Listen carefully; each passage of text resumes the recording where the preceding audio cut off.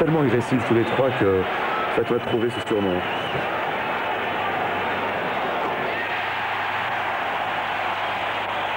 Il n'est pas content Pat Riley parce que les fautes techniques donnent des points gratuits aux adversaires.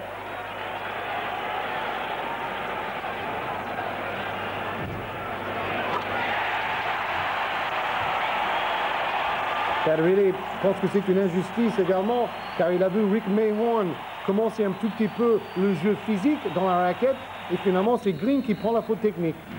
Et ça permet à Détroit de revenir à un point d'ailleurs. Après 10 points d'avance tout à l'heure pour les Lakers, plus qu'un point maintenant. Sorte de pressing sur demi-terrain qui marche bien pour les Pistons.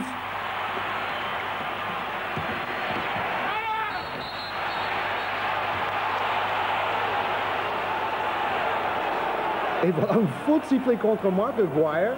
Alors que le public s'interrogeait longuement. Troisième faute d'Aguirre. Toujours 51-50 pour les Lakers.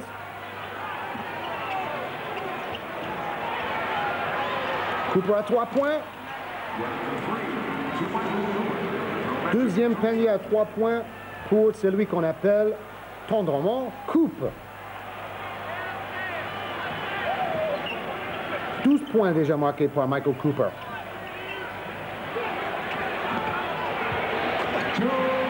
Joe Dumars qui est étonnamment confiant en lui, d'ailleurs il prend maintenant des risques qu'il ne prenait pas du tout l'an passé. Connu par le passé pour être un grand défenseur, il est devenu également un grand attaquant, Joe Dumars. Tout à fait, oui. Et boum, Magic va au smash. Magic avait un message pour les Pistons de Détroit. Nous n'allons pas rouler par terre et se laisser marcher dessus. On va réagir. Il a dit avec son geste, Magic Johnson. 7 secondes sur l'horloge des 24. Et l'adresse toujours insolente des arrières des Pistons. Alors que Mahorn et Green continuent à se chatouiller joyeusement. Worthy intimidé par la défense.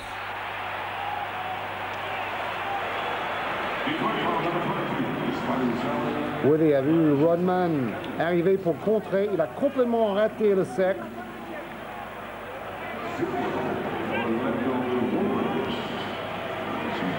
C'est quand même une grande année pour l'État de Michigan aux États-Unis. Détroit en finale pour la deuxième saison de suite. Et rappelez-vous qu'au niveau du basketball universitaire, c'est l'Université de Michigan qui est champion cette année face à Seton Hall dans une finale à suspense.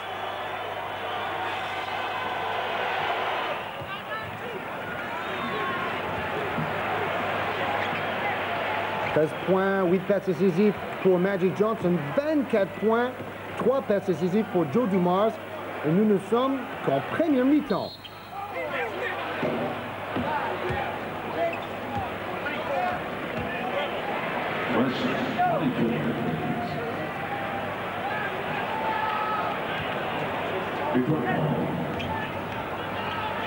Battle Pistons. On cherche James Edwards. Il avait marqué 15 points dans le premier match.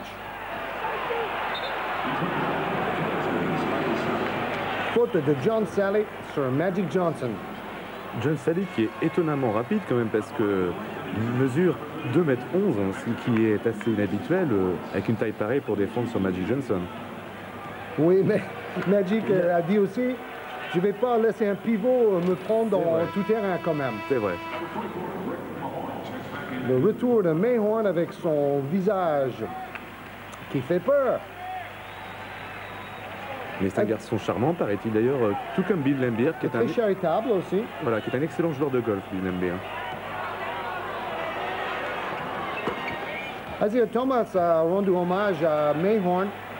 Il disait qu'avant l'arrivée de Rick Mahorn, on n'était pas très intimidant. Ce sont les autres équipes qui nous intimidaient. Et maintenant, avec Mahorn et Laimbeer, tout cela a changé. Joe Dumars en état de grâce complètement, 26e point pour lui. Et 3 points d'avance pour les Lakers.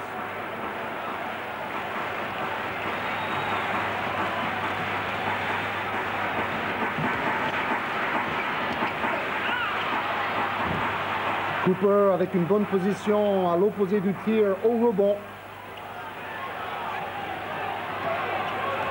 Toujours le jeu posé côté Los Angeles. Deuxième récupération au rebond offensif pour les Lakers, beaucoup plus performants dans ce secteur du jeu ce soir.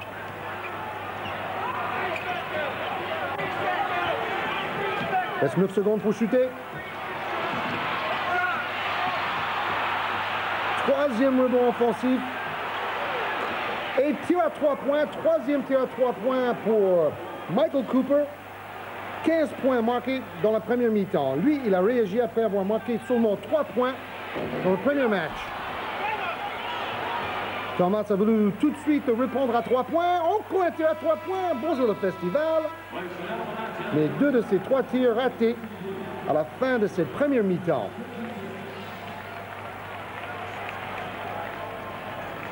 « 62 pour les Lakers, 56 pour les Pistons de Détroit après 24 minutes de jeu effectif. Maintenant, en deuxième mi-temps. Meilleur marqueur de la première mi-temps, bien sûr, Joe Dumars avec 26 points. Johnson et Cooper avec 15 points, les deux meilleurs marqueurs pour les Lakers. Mark Aguirre qui à l'occasion aussi peut se transformer en shooter extérieur pour Détroit, ce qui fait qu'ils en ont maintenant 4. C'est la chose qu'Adrian Dantley ne faisait pas. Oui, tout à fait. C'est ce que Aguirre a apporté à l'attaque. Très polyvalent. On ressort encore pointé à 3 points. 4 tirs à 3 points, mais ce n'est pas son record. Rappelez-vous, il y a 2 ans, il avait marqué 6 tirs à 3 points dans un match de playoff, dans un match d'une finale.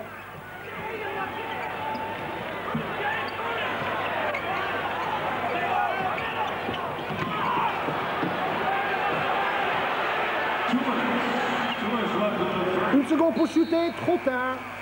Très bonne défense des Lakers. Toujours ce pressing sur demi-terrain, moitié zone presse, moitié homme, dirait Bill Sweek et Chris Singleton, parce qu'ils ont constaté qu'il y avait quand même des airs de zone quand ils pratiquaient ce pressing. Égal perdu, 10 pour Détroit, 8 pour Los Angeles. Et pour redonner un petit peu d'influx aux Pistons, l'entrée de Vinnie Johnson.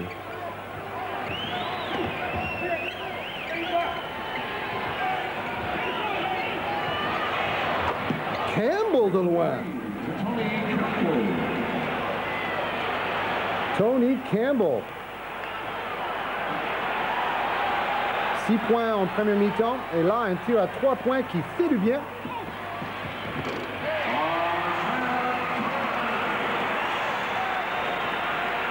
Six points d'avance pour les Lakers. Mais Détroit pratique toujours la guerre à l'usure. C'est souvent en quatrième période que Détroit fait la différence. Oh là là! Et faute technique sifflée tout de suite contre Mark Aguirre. Pourtant, il ne fait pas vraiment partie des bad boys de Steele, Mayhorn et Lambert. Mais il semble influencé apparemment. Alors déjà, c'est Green qui donnait quand même un sacré coup de manchette, on dirait, si c'était du catch. Et Aguirre a réagi. Et souvent, comme on peut constater dans tous les sports collectifs, c'est la deuxième faute qui est repérée par les arbitres. Et Green a dû sans doute prendre aussi Aguirre pour Mayhorn et essayer de se venger un peu au passage.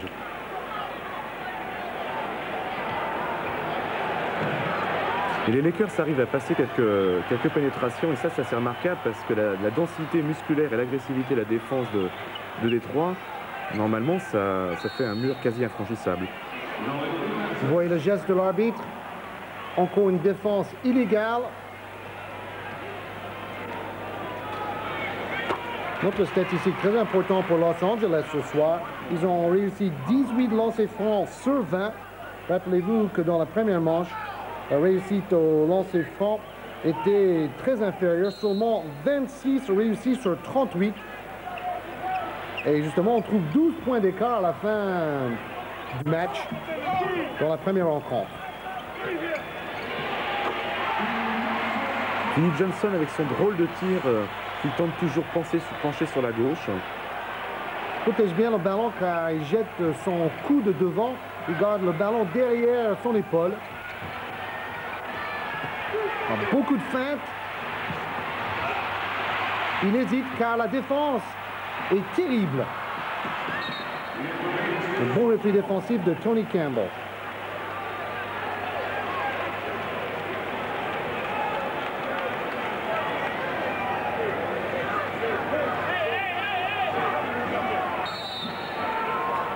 Pendant ce temps, vous vous demandez où est Magic Johnson.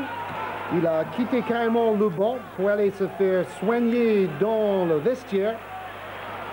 On aura peut-être tout à l'heure les images pour nous expliquer le problème avec Magic.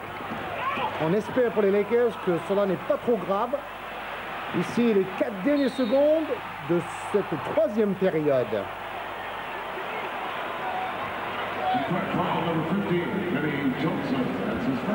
Première faute pour Vinnie Johnson qui a marqué 14 points. Et du fait de la sortie de Magic Johnson et l'absence de Byron Scott, voilà Tony Campbell, un remplaçant, qui est maintenant sous les feux de l'actualité. Il a peut-être la pression sur lui. Vous voyez la différence dans le pourcentage de réussite des Lakers au lancer franc. Campbell peut nous être un très grand marqueur de points quand il jouait dans le CBA, sorte de ligue réservoir pour la NBA. Il tournait à 25 points de moyenne avec Albany, une des meilleures équipes de la CBA. D'ailleurs, le CBA, c'est également le réservoir pour beaucoup de clubs français à la recherche d'un joueur américain. 8 points d'avance pour les Lakers après 3 périodes de jeu. Alors regardez, Magic Johnson en bas de votre écran. Il traverse au milieu de terrain et là, petite déchirure musculaire aux ischio-jambiers. Il était tout seul, il courait tout seul au milieu de terrain, pas de choc, pas de faute. Mais Magic Johnson, après une centaine de matchs cette saison, est sans doute fatigué, comme tous les joueurs. Alors là, il sprintait pour revenir en défense et juste là, vous avez vu, juste là, il s'est fait mal. Très très déçu, vous voyez, vous lisez l'émotion sur son visage.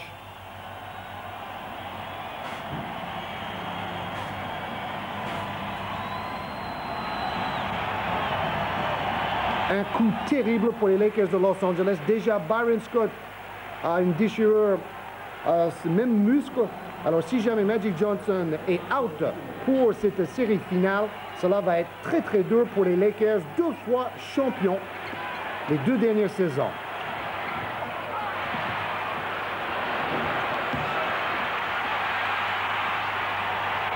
Contre-attaque des Pistons. Et le public est debout. Rappelez-vous, l'année dernière, 92-90, donc l'écart s'est rétréci à 10 minutes 15 de la fin du match. Rappelez-vous que déjà l'année dernière, Rick Mahorn a été blessé pour Détroit au dos. Isaiah Thomas s'est blessé au 6e match à la cheville. Donc, cette année, c'est un tout petit peu le contraire avec la blessure à Magic et la blessure à Byron Scott. Ce sont les choses qui arrivent dans les sports professionnels. Mais les Lakers se battent bien. Vous avez vu, au chaque rebond offensif, il y a 2 ou 3 joueurs pour se donner à fond. Et l'enthousiasme de Rodman encore sur cette action, qui est un joueur qui prend sans doute autant de rebonds offensifs que de rebonds défensifs. Pourcentage de réussite maintenant, Détroit à 60%, nettement amélioré depuis la première mi-temps. Et les Lakers possèdent toujours 2 points d'avance.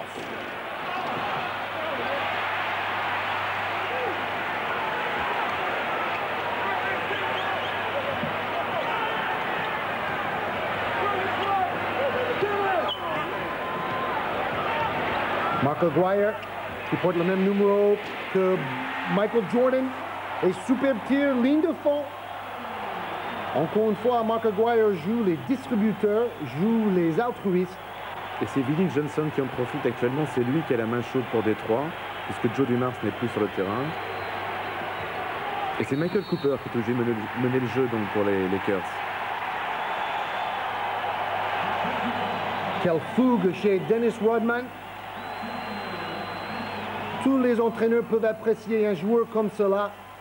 Il ne demande pas à briller en attaque. Il ne veut qu'une chose, c'est briller en défense et au rebond. Et alors là, vous avez vu son enthousiasme après avoir attiré une faute de l'attaquant. Vinnie Johnson a dit, mais il m'a quand même touché le bras, monsieur l'arbitre.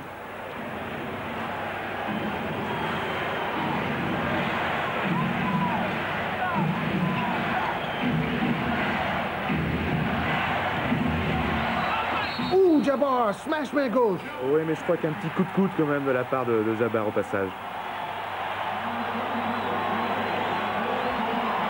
C'était plus flagrant que tout à l'heure. Il lève le point. Willie connaît les systèmes de Détroit aussi bien que Thomas et les joueurs des Pistons.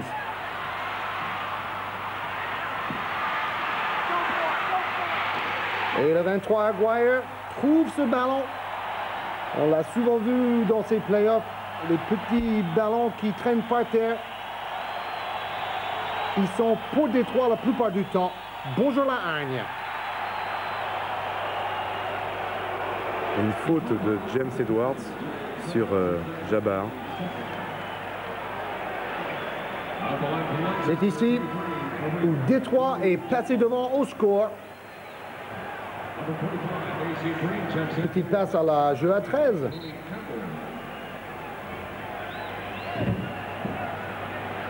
Et les Pistons ont marqué 10 points, les Lakers 0 points dans ce quatrième quart-temps.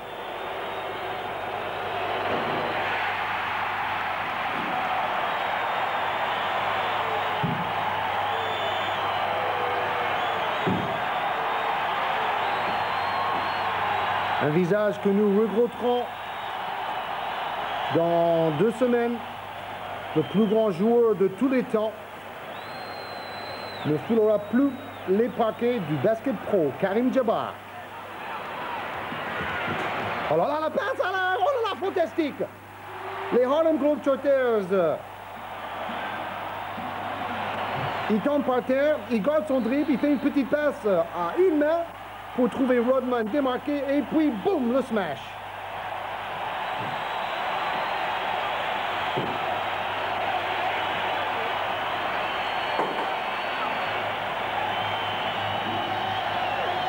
Quelle lucidité, fantastique! La passe est peut-être le panier du match, l'action du match en tout cas. On reproche à Rodman d'en faire trop, mais franchement, on sent quand même une sorte de naturel chez lui qui fait plaisir à voir. On ne peut pas dire qu'il n'a pas le joie de jouer au basket. Ah, il semble assez motivé, George, je suis sûr.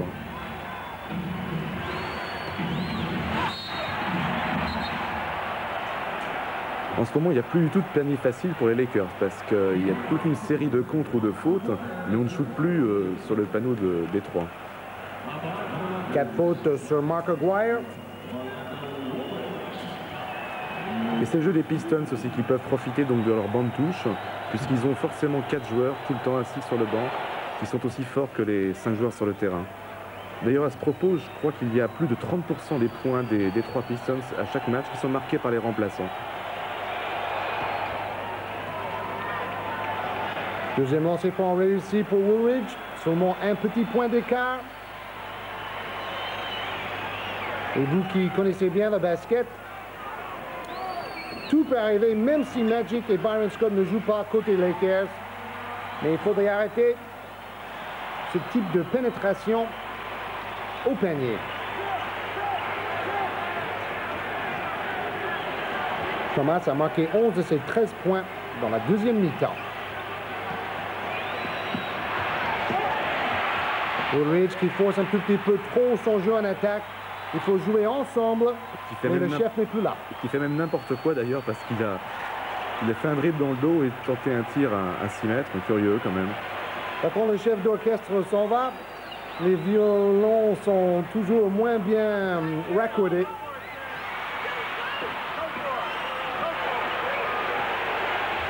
Une seconde.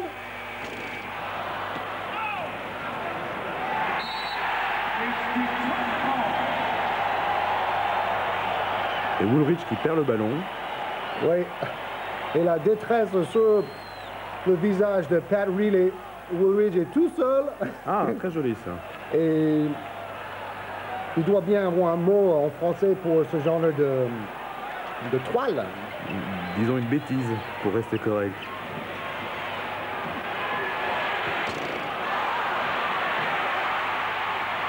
Rebond Vinnie Johnson. 3 points d'avance pour les Pistons. On renverse le jeu. Thomas complètement désaxé. Qui a cherché la faute aussi apparemment.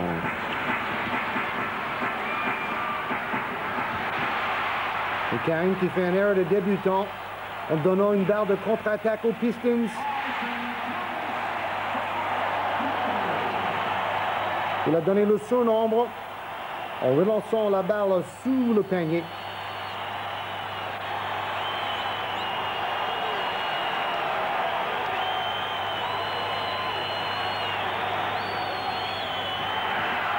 Alors là, je crois que n'importe quoi, c'est tout à fait le mot exact pour ce qui se passe en attaque. Pat Riley tente des choses. Quelques changements de joueurs.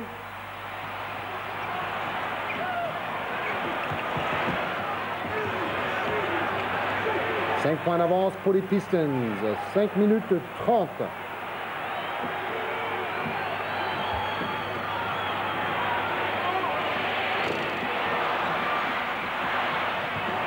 Et rebond pour Tony Campbell. Après ces deuxièmes manches à Détroit, bien sûr, les deux équipes repartiront pour Los Angeles pour jouer 3 matchs.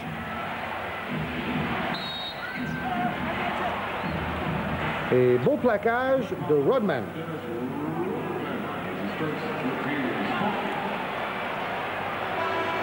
Caméra isolée. Woody est arrivé avant le défenseur pour la position préférentielle et faute par derrière de Rodman.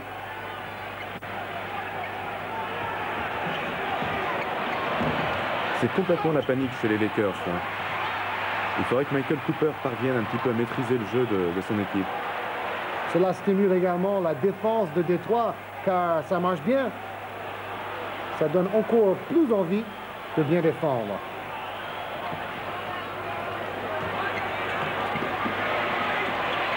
Incroyable, incroyable, Isaiah Thomas.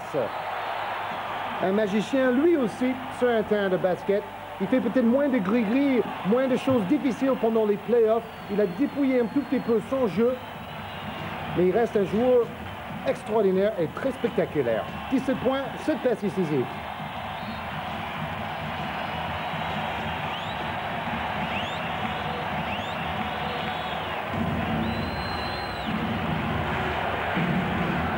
Pressing tout terrain, Green obligé de monter la balle.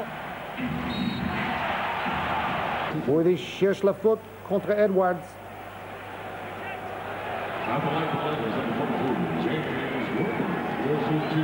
Et Pat Riley est très songeur. Il doit penser aussi à la blessure de Magic Johnson.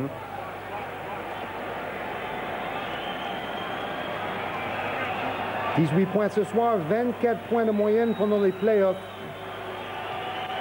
Mais c'est une blessure assez fréquente dans le basketball.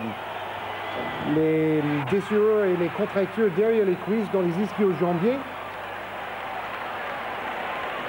C'est un jeu basé sur les sprints et les appuis sont très secs.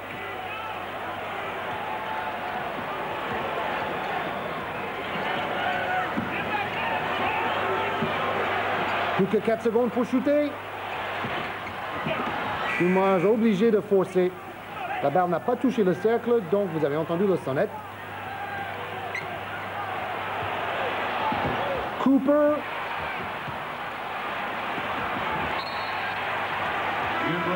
Bon, c'est pas compliqué, ils n'arrivent pas à mettre un panier.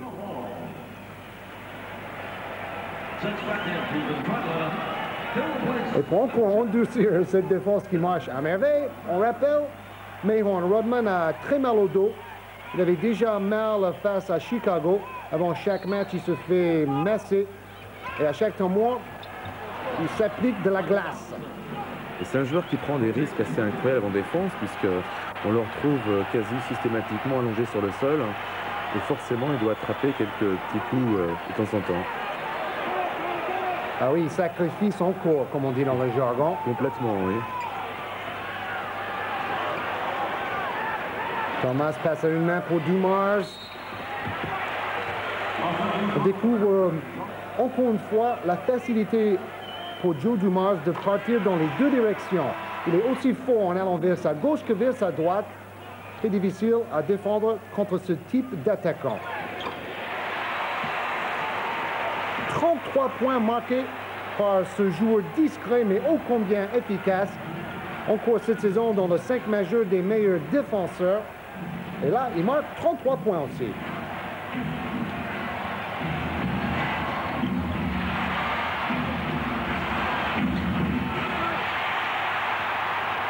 Au rebond pour James Edwards. Dans les 3 dernières minutes maintenant. Tout reste possible. Il suffirait de trouver un brin d'adresse côté Los Angeles.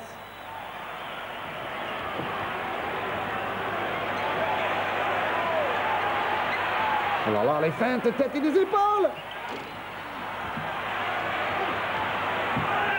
Mais panier manqué.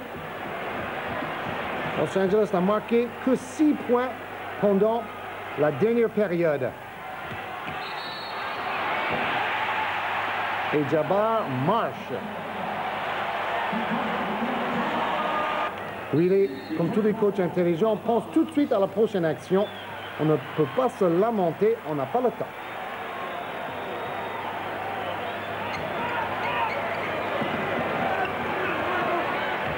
Pressing demi-terrain.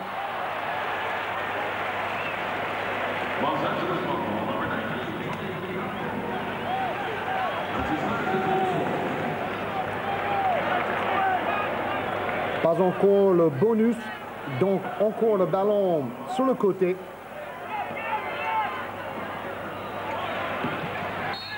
Très bonne défense de Campbell en demi-interception sur Isaiah Thomas. Les deux coachs l'ont compris, rien n'est fait encore. Et balle perdue par Isaiah Thomas. Pas vraiment dans son assiette dans ce match. Même par instants, il a réussi quelques beaux paniers. Et Tony Campbell marque main gauche. Attention. Le chronomètre est arrêté après chaque panier dans les 2 dernières minutes. Et toujours pressing, une sorte de 1-3-1 avec prise à 2 pour obliger Détroit à shooter de loin. Ça marche bien. Oh là là, incroyable, incroyable. Le pauvre Tony Campbell qui a la chance de sa vie dans ce match de participer à une finale professionnelle. Et il donne le bal en retour aux zones. Un mauvais réflexe, oui, c'est un réflexe de débutant en fait. Dommage. Même si il a déjà participé à 4 playoffs comme remplaçant. Dommage pour les Lakers, s'il était revenu tout près. Hein. C'est très très dur maintenant.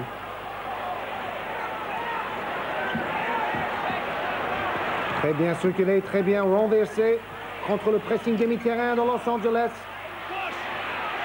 Balle récupéré et tir marqué par Isaiah Thomas. 17 sur 6, 19 points marqués en deuxième mi-temps. 6 points d'avance pour Détroit.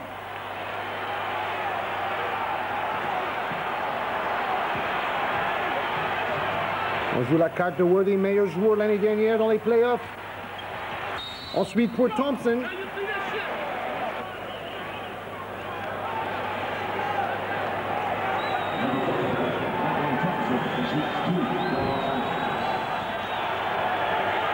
Michael Thompson a lancé franc, il marque le premier.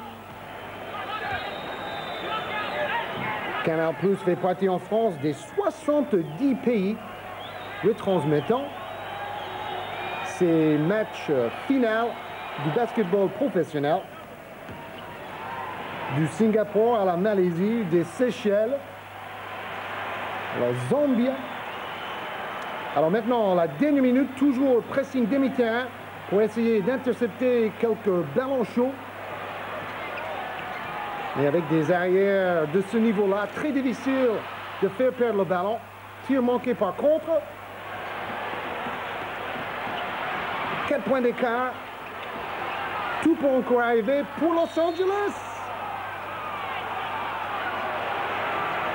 Faute de Mark Aguirre sur AC Green. Les Lakers s'oublient un petit peu en son Michael Cooper parce que semblerait peut-être plus sage de tenter un tir à 3 points. Là, c'est AC Green qui shoot. C'est pas un joueur qui a l'habitude des tirs dans les moments décisifs.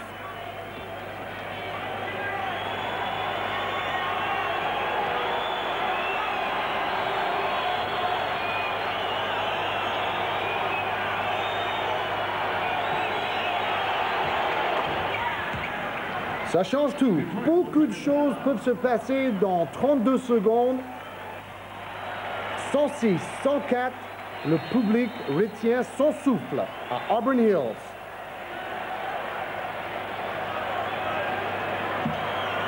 Toujours le trap. Défense pressing demi-terrain. Et Thomas, très intelligent, a demandé un temps mort.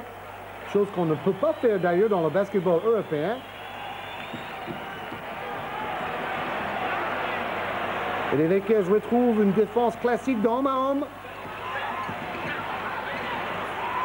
Contré mais récupéré pour Détroit. Thomas qui lance la balle. Oh là là! Balle à Los Angeles, l'horloge des 24 a sonné car pas le moindre tir a touché le cercle pendant ces 24 secondes. Vous avez vu, Chuck Daly n'est pas content du tout de son équipe. Ils n'ont même pas trouvé une bonne occasion de tir. Toujours 2 points d'avance pour Détroit. Il reste 5 secondes. Tout se joue ici. Et Worthy cherche la faute en forçant un tout petit peu.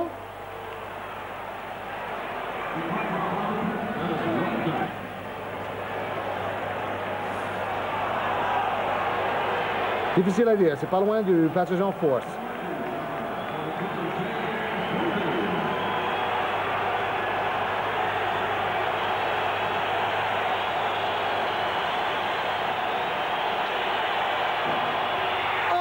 Le premier. Terrible. Et Padwity fait tout de suite signe de faire faute pour arrêter le chronomètre après. Pauvre James Worthy aurait pu ramener son équipe à égalité avec ses 2 lancers francs. C'est vrai que dans une prolongation avec une équipe diminuée, peut-être les Lakers n'auraient pas gagné, mais il marque son deuxième lancer, 106-105 pour Détroit. Vous voyez le visage de James Worthy. Il sait très bien qu'il aurait fallu marquer ce lancer franc.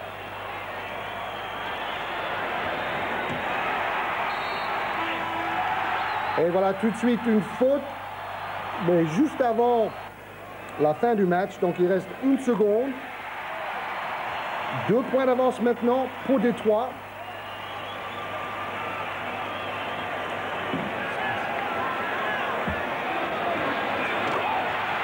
Trois points d'avance maintenant, fin de match assez curieux, mais ici une occasion de tenter un tir à 3 points et l'un peut perdre la balle. Donc victoire difficile, 108-105 pour Détroit. Nous irons maintenant à Los Angeles pour le 3e rencontre.